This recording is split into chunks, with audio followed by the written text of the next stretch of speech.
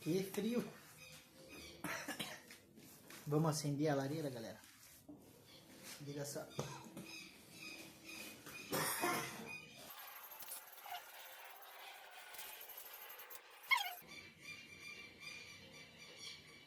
Criança que tá vendo vídeo aí, adolescente, não faça isso em casa. Porque quem não tem as manhas não entra. Isso.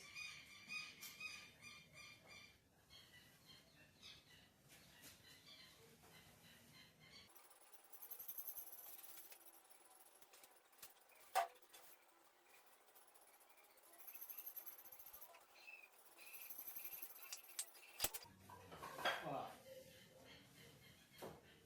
A gente começa com as mais fininhas, tá ligado?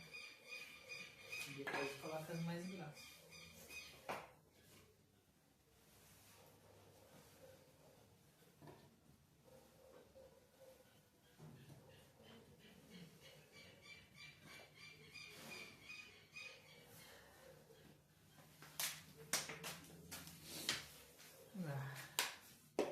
Meio caminho já foi andado.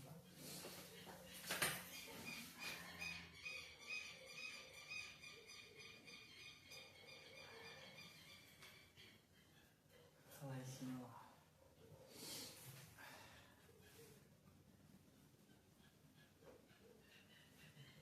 Começa a soltar lá. Puxa bem pra caramba.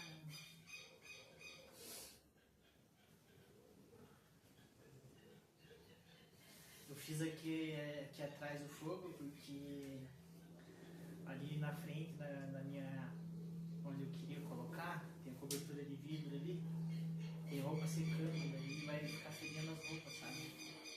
O cheiro da fumaça vai na roupa. Então aqui pelo menos ele vai pra cima e não vai na roupa. Mas eu vou arrumar um lugar, a posição onde ela vai ficar fixa, entendeu? Hoje eu prendi ela aqui e tal, porque é onde coincidiu pra gente usar, né? Mas o certo é achar um lugar fixo, se tiver telhado, fazer o rufo em cima, fazer a vedação, entende, galera? Passar o chapéu pra cima, entendeu? Um cano depois do telhado, ou dois que seja, já fica top, entendeu? Agora a gente vai se esquentar.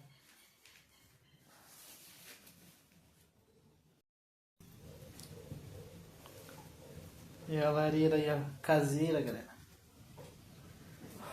Tá frio aqui, ó. Mas vai resolver esse BO aí. Aqui, ó. Lenha pra queimar.